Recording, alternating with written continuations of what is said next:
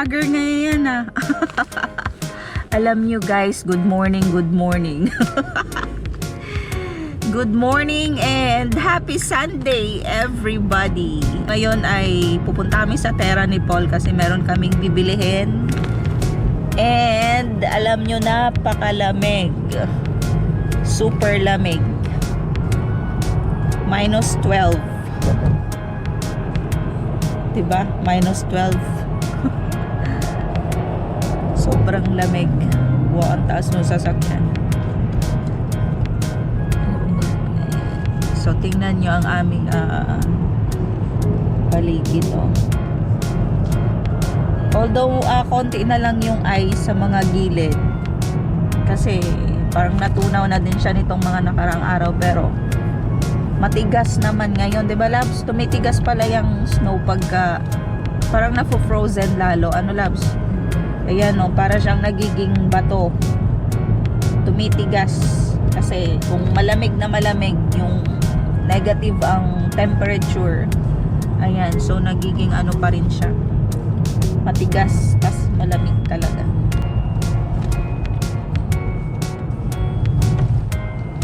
Nandito na tayo sa Terra. Bukas na ba yan, Labs? Bukas na siguro. Oo.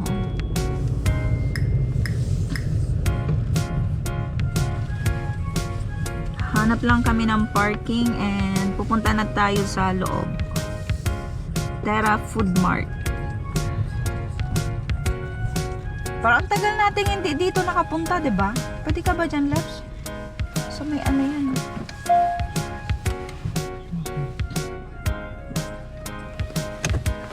Tagal namin hindi dito nakapag-grocery ah. So hanap lang kami ng magpa-park lang si Paul.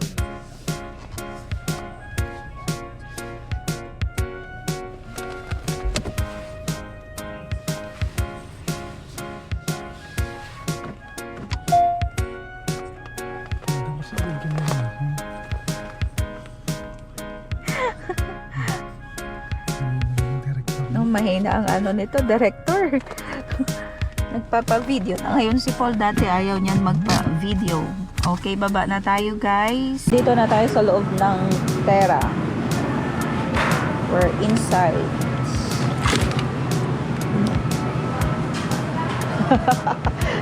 Nagko-compute kami tapos may listahan. Hipon. Tayo. Saan ba yung hipon nila? Dito. Gusto ko kasi ng ano hipon.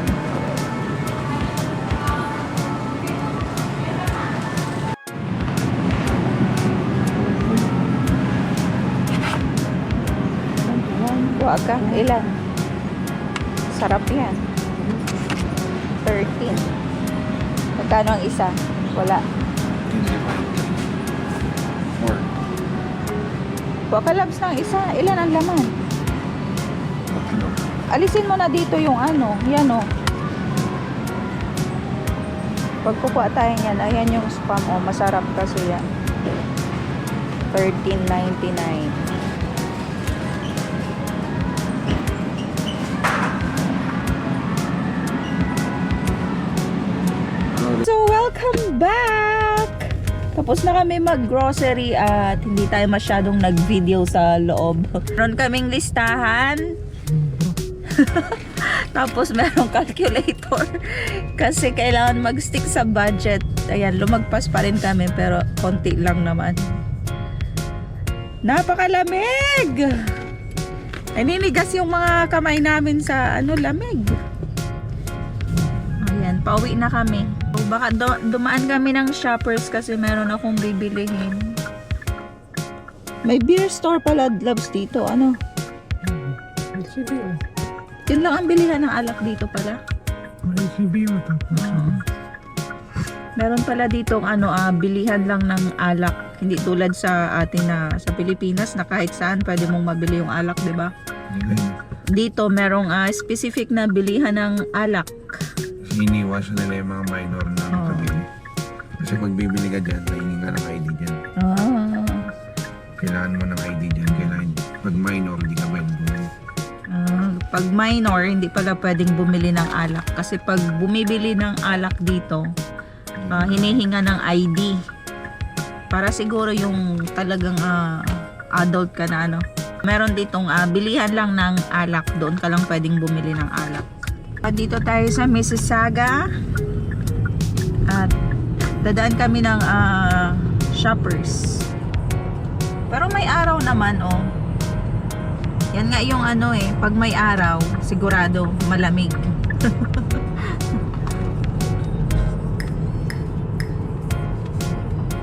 Dito ka lang sa daan. Ayan, so meron pala ditong public storage. Ayan oh. Pag may gamit ka na, halimbawa lilipat ka ng bahay or apartment, tapos wala kang malagyan. So pwede mo yang iwan dyan sa public storage yung mga gamit mo. Pero babayaran mo siya monthly. Tapos kung hindi mo na siya makuha, sabi ni Paul, i-auction daw yun. Kumbaga, parang ibebenta na nila yun. Self-check out kami. 29.44. Thank you for using our self-checkout. Let's go, guys. Please tell us how we did today.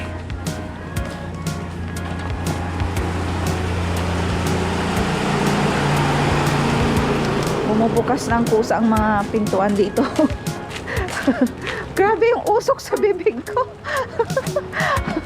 Grabe. Alam niyo yung snow ngayon? Ano siya? Flurries. Parang asin. Parang asin yung ano niya. Laki. Kita ko ni Kuya. Lagi ngayon yun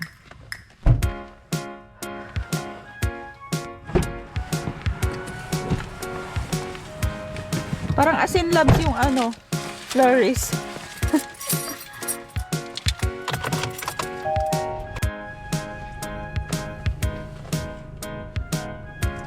Tingin tayo sa left and right.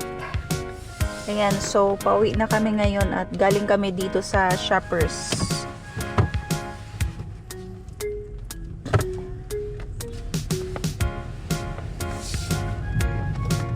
Malapit na to sa amin, sa tinitirhan namin.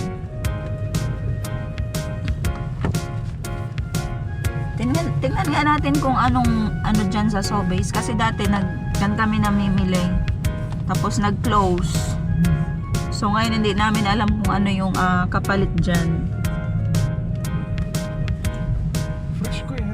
Kulay fresh. Kaya tingnan ninyo yung snow dito. Oh. Bato na, matigas. Ayan o, tingnan ninyo. Fresh ko yan. Oh, ito yon. So papalitan siya ng presko. Yung snow na yan, ang tigas na yan. Parang bato. Mga townhouses oh.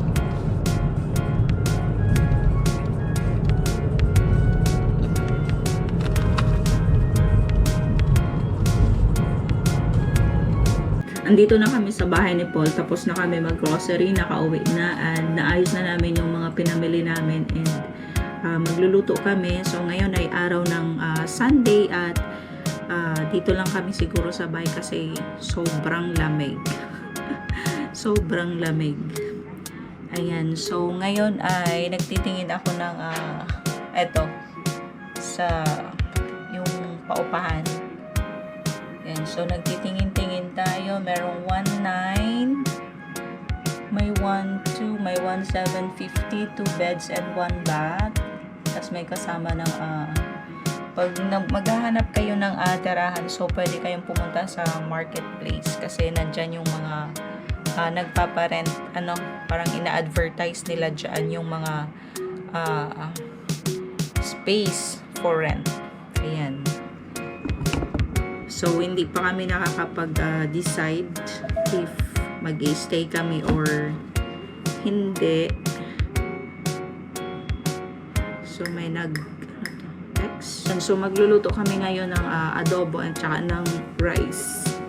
Bumili kami. Pero napakalamig. Sobrang lamig. -8. Feels like -11. Yung mga mura naman 1.8 oh. 1.8. 310 na tayo. And sa mga hindi pa nakasubscribe, please subscribe kung magustuhan ninyo yung aking mga vlog.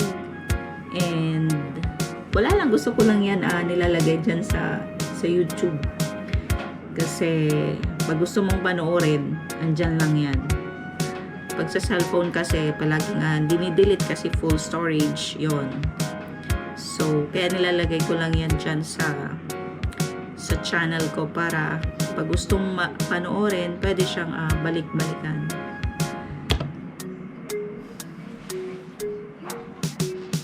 Continuation ng ating vlog ay nagluto si Paul ng adobo sa asin. Ayan, ang aming ulam ngayong Sunday. So, luto na ba yung kanin? Okay, luto na yung rice at kakain na kami. Ayan.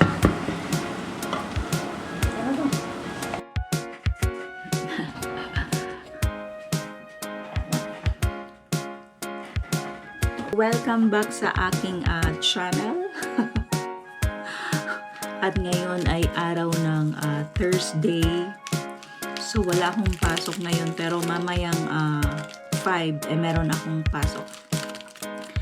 And tatapusin ko na lang yung video ko na to tungkol doon sa lipat pa ba kami ng tirahan o ng apartment. Kasi, yun nga, we're planning to move out. So, since wala pa kaming mahanap na apartment na medyo mura, so sabi ni Paul, mag 6 months lang muna kami ngayon, and pumayag naman yung may-ari. Hindi na muna kami lilipat.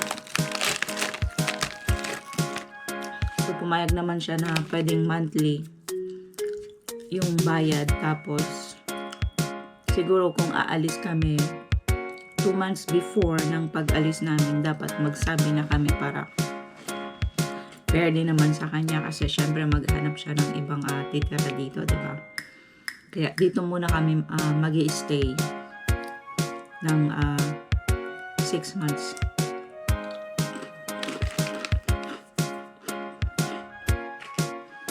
Ayan guys, so medyo mahirap din kasi dito maghanap ng tirahan, kasi yung mga tinitingnan namin, minsan gusto nila vegetarian yung titira, walang pets, minsan hindi kasama yung utilities, walang parking,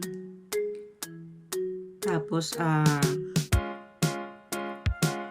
yan, medyo mahal din kasi talaga, ano. So number 1 talaga dito sa Canada yung tirahan, mahal talaga yung, sabihin na natin yung cost of living talagang mahal. Kaya hindi biro yung pagka-Canada, no? So dapat talaga pag-isipan. Kasi everything is expensive. Especially yung tirahan talaga. Cost of living, mahal talaga. Kaya pakaisipin muna bago mag-Canada. Ayan, so update ko lang kayo na hindi muna kami lilipat ng tirahan.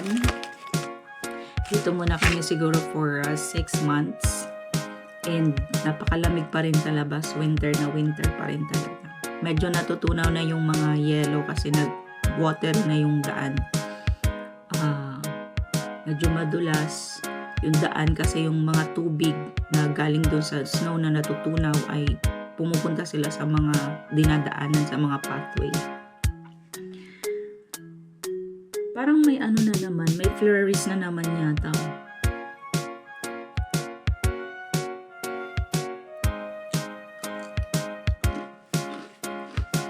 Ayan, so thank you so much sa mga nanonood ng aking mga vlogs. Simple lang naman yung vlog ko, parang ano lang naman yan, a day in my life, a diary, ganon, para hindi nakakalimutan, pwede mong balik-balikan.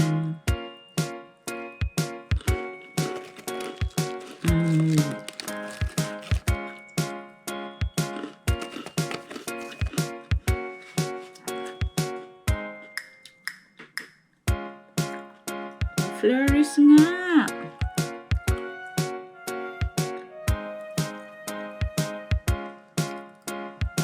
Dito kasi kami sa basement nakatira. Kaya minsan hindi mo nakikita yung minsan umuulan pala paglabas mo. Hindi na namin na umulan pala. Minsan naman malamig na malamig tapos yung suot mo. Tulad kanina nakalimutan ko na hinatid ko kasi si Amber niyan sa sakay ng bus and nakalimutan ko na nakatsinelas pala ako. Kasi nga yung bus inaano namin. Paglabas, naramdaman ko, oh my God, yung mga daliri ko sa paa masakit. Kasi nga, nakatsinelas ako ang lamig-lamig. So, hindi na ako bumalik kasi malapit lang naman yung sakayan ng bus. Pagdating ko dito sa bahay, parang naninigas yung paa ako. Sa lamig. Lamig, tingnan nyo, may flurries na naman. Sana manood kayo ng aking mga vlogs. And mag-subscribe kayo. Ayan, 311 na tayo. So may nadagdag na naman na 2. Thank you so much sa mga nagsasubscribe. Ayan, and thank you for watching. Bye!